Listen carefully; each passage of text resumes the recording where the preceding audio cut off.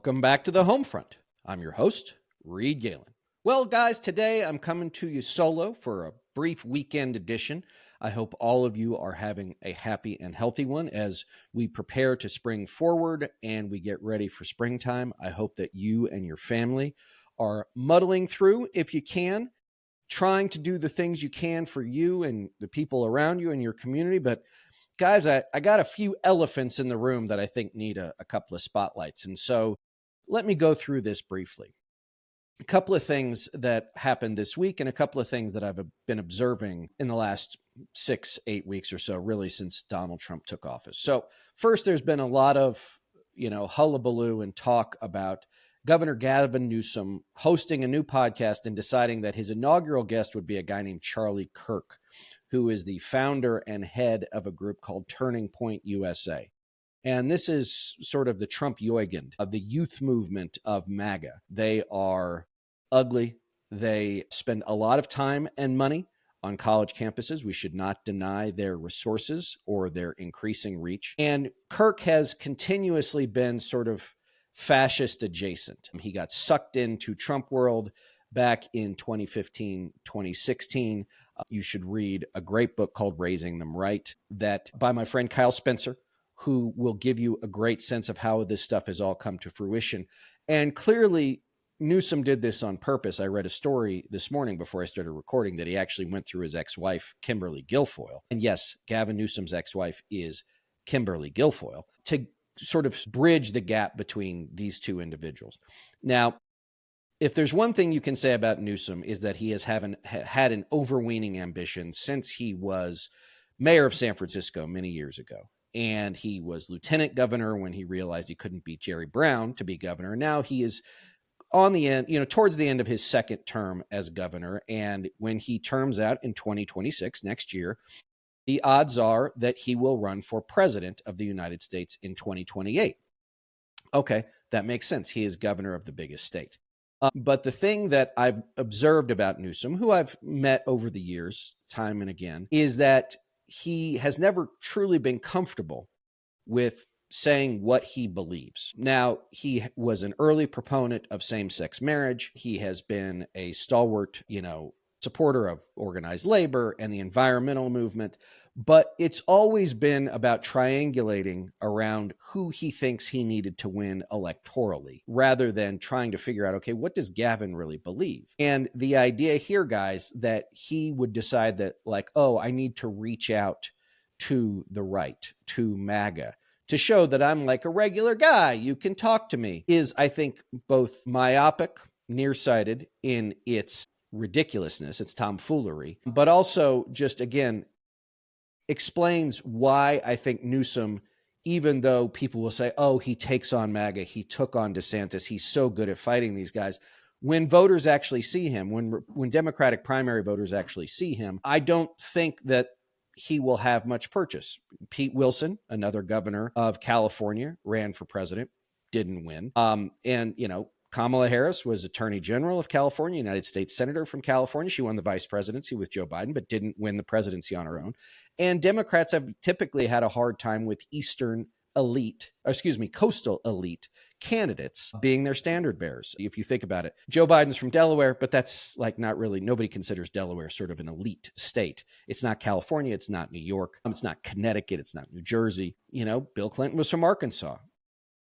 Barack Obama was from Illinois, although he was a sort of a unique case all in and of himself just because of his inborn talent. Jimmy Carter was from Georgia, right? LBJ was from Texas. So, the South and the Midwest have been very fertile ground for Democrats because they tend to see the world like otherwise normal human beings, as opposed to being governor of California, where you have a very elite political class that tends to be far out of step and out of touch with the other 40 million people that live there. And let me go to that for a second, back to Newsom, which is, the other part, aside from having the shiny young fascist Charlie Kirk as a guest, also made news by saying that it was, quote, unfair when Kirk intentionally brought up the idea of transgender, and specifically transgender around sports, and whether or not it was fair, quote, fair to have transgender young men who were transitioning to be women participate in girls' sports.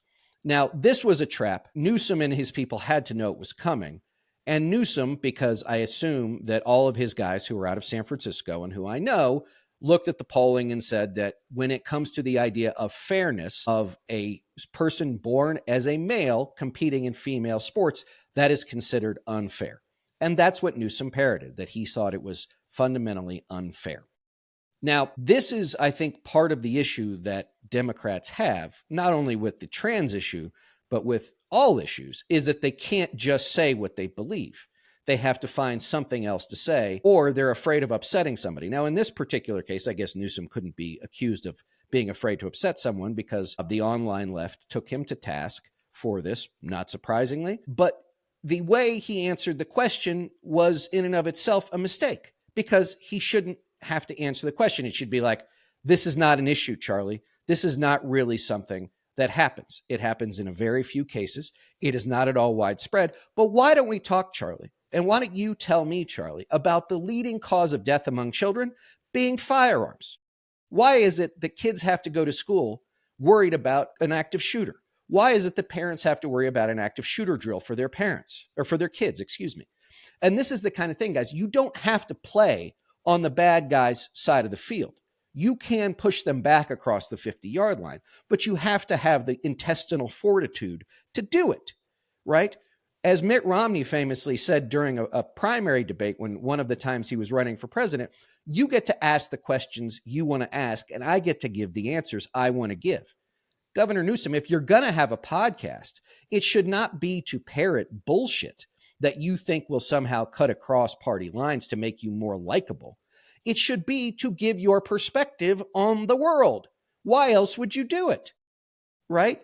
Because you're trying to navigate this crazy world of politics. You were the governor of California twice, right? The Republican Party there is moribund. It's basically dead, right? So the idea of you being able to navigate Democratic politics in California is no indication that you are able to navigate Democratic or national politics outside of Sacramento or San Francisco.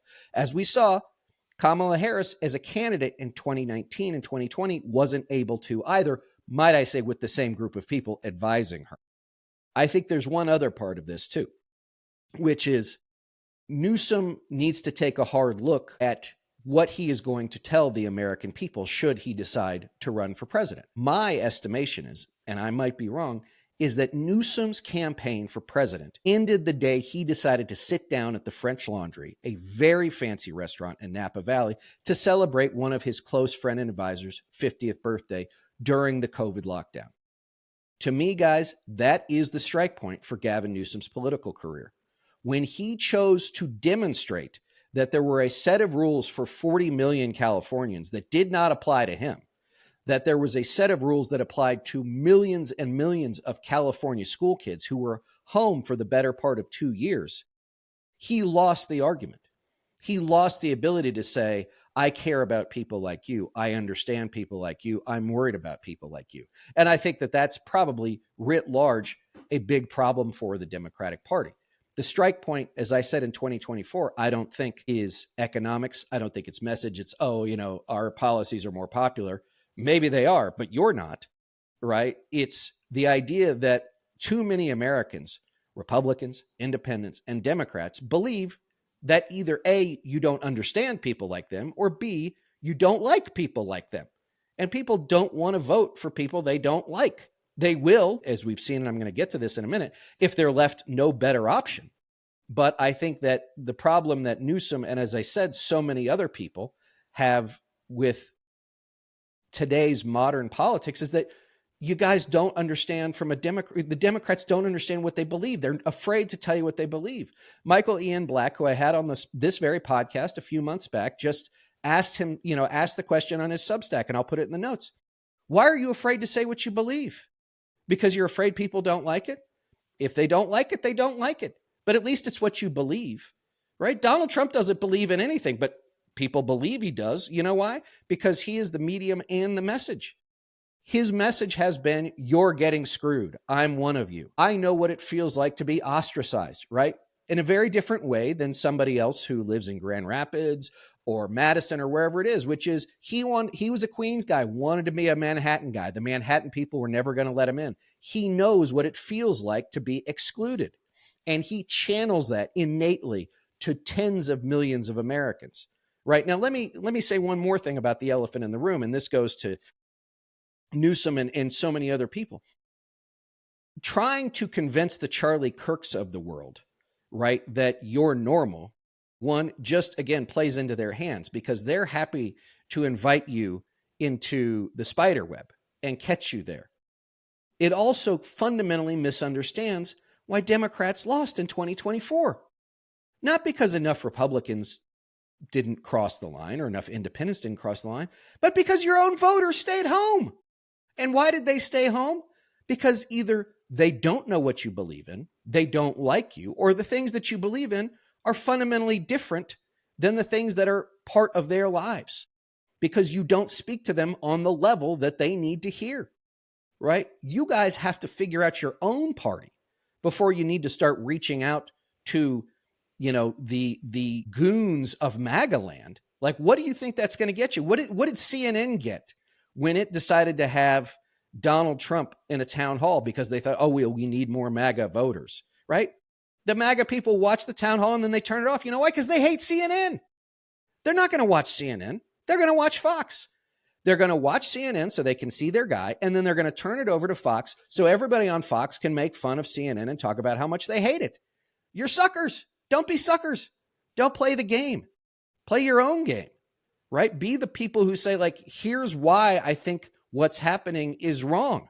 And if you're going to start with, well, we have to talk about federal workers in Washington, D.C. and this, like, I get it. Like, I grew up in Washington, D.C. I understand what that stuff means, right? But, like, again, you're too far away from actual human beings who, yes, will be hurt by this, will be hurt by the actions of this administration. That was part of the deal. They never made any bones about this. They were very clear, right? You could say a lot of things about Donald Trump and all the terrible people around him. They have been very clear about what they want to do. They have told us from the get-go what they want to do. And so as I turn to one other part of the elephantine display in the museum here that I want to get to, right, guys, is Trump and his people told everybody what they wanted to do and why they wanted to do it. And tens of millions of Americans said yes, and millions of Americans said, I don't care. It doesn't matter to me anyway. You know why? Because it's probably not going to affect my life. Well, it is. Now let's use that as the segue to my friends on what I'll call the online left.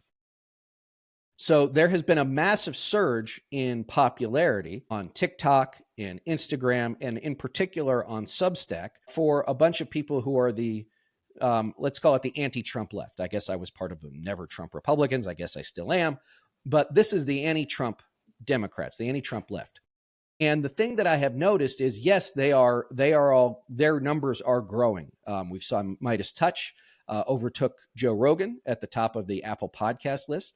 And I would say a couple of things. One is that is probably a lot of people fleeing from MSNBC or CNN. I think it's also a place where people can go to find what they want to hear. It makes them feel better.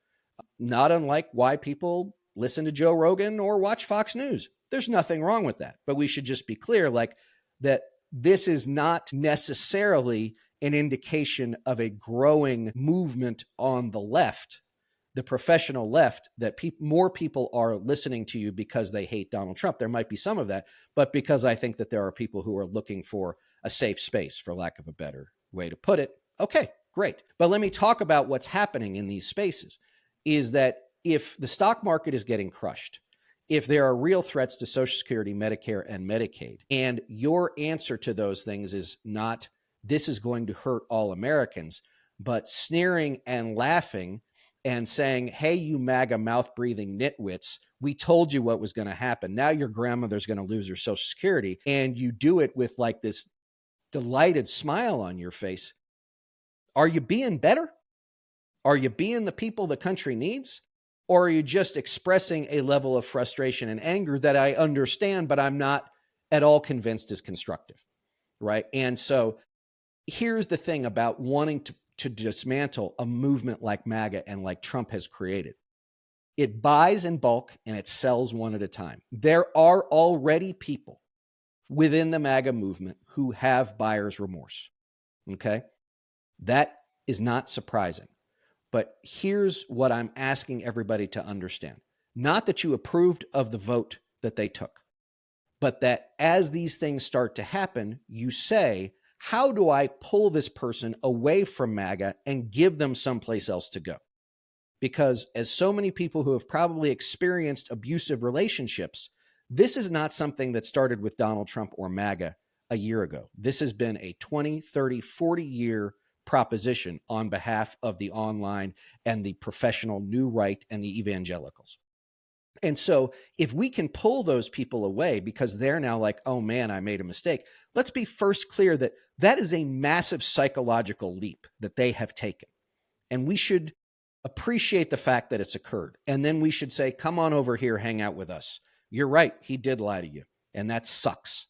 But you know what? We're not going to lie to you. And the thing is that people will stay with those they know, even if they hurt them, as opposed to going to a group of people who continually show how little they respect them, how little they like them. And in fact, they belittle them and they hate them.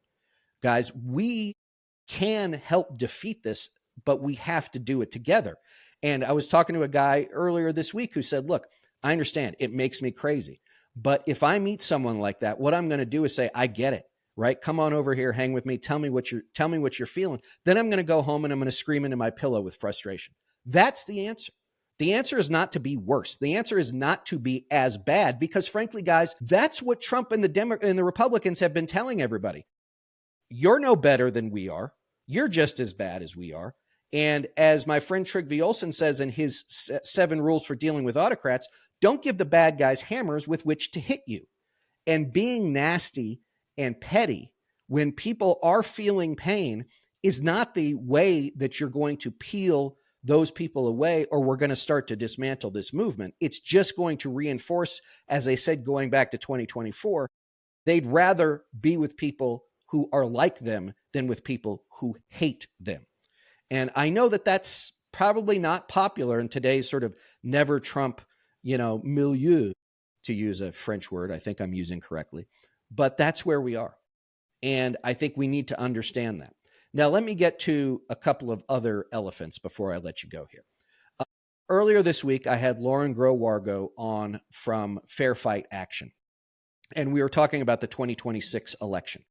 Guys, no one should expect that 2026 is going to go the way we think it's going to go simply because it always has, right? If you listen to the conversation, Lauren is an expert in this stuff. She has been working on these issues for many, many years, not only nationally, but also specifically in Georgia with Stacey Abrams. And the Republicans are going out of their way to find all sorts of different vectors into making it more difficult to vote, right? And that's why our work is not screaming at the television or telling people they're stupid, but trying to figure out on the ground how we organize enough people to ensure that whatever roadblocks they throw up, right, that we have enough people to come out and participate in 2026 so that we don't have millions and millions of pro-democracy Democrats, independents, and Republicans stay home because they say to hell with it, but that we have gone out and we have communicated with people where they live, not on cable news, not through the elite media, but where people actually live. And I spent, as you've heard ad nauseum, many, many weeks on the road this fall meeting these people. And I can promise you, they are not uninformed. They know exactly what's going on. And they made the choices they made anyway. And what does that say about all of us? I also want to point you to my dear colleague and, dare I say, mentor, Joe Trippi, a legend in Democratic politics and just an all-around incredible individual. He and Alex Shashlow host That Trippi Show, their podcast. And last week, they were talking about 2026 as well, which is we should not assume it will go the way we think it will. Why? Not because of the logistical and voting rights issues that Lauren brought up in my podcast, but because the 24/7, 365 MAGA media machine never stops. It's going as we speak, as you listen to this, and it's going to go into every congressional district and every Senate race and every gubernatorial race around the country in 2025 in Virginia and New Jersey, and in 2026 all across the country, right? We shouldn't assume that because on a generic ballot, Democrats should win 20 months before an election, that that's going to happen. And until and unless we do a couple of things. One is come up with a compelling message, either nationally or for each candidate. And I would make an argument, it should be very simple. I'm competent, I'm not corrupt, and I'm not crazy, right? Perfect. Perfect. I don't think it needs to be anything more than that, because most of the goons these people are going to run against are all of those things. They are inept, they are corrupt, and they are crazy, right? Issues, guys, people don't vote on issues. They vote on in their heart. That's where people vote. And I think that's the other thing. Got to get out of here and get into here. So Joe makes a really good point that we're up against, an administration who's going to do all they can to obfuscate, lie, everything else, and a machine and a movement that assists in all of that. And the work does not start on podcasts, although it's helpful, and it doesn't start on MSNBC. Again, it starts at the ground. Guys, 71% of Republicans ran unopposed in 2024. Can't happen again. Can't happen again, right? I've got some more to say. I just read this headline by a couple of academics that said Democrats should just give up on red states and retreat into blue states. Like, what? How is that different than what's already been happening? First of all, it's a terrible idea. Second of all, we don't have any ground left to give, gang. We're out of turf. We're on the beach, right? Our feet are getting wet. That's a terrible idea. We have to go make some gains. We have to fight back. We must stiffen the spine. All right. It's the weekend. I've said too much. I've said enough. I love all of you for listening. I want you to listen to this week's podcast, the first with Kara Swisher. As always, an incredible interview. She has so much to say, has so much fun saying it, and I hope that you have as much fun listening to it as I did having the conversation. As I mentioned, Lauren Growargo from Fair Fight Action. Guys, I started a new feature with my friend Tom LoBianco about where I am writing about the country in sort of the style of John Steinbeck. My first post up at 24 site on Substack about national parks. I hope you'll check it out. As always, guys, my Substack as well, The Homefront. Find me on Twitter, says.us, guys. We've got big news coming this week, and TikTok at Reed Galen, on Threads and Instagram at Reed_Galen USA. Thanks, everybody. Be safe, be seen, be sane. I'll see you next time.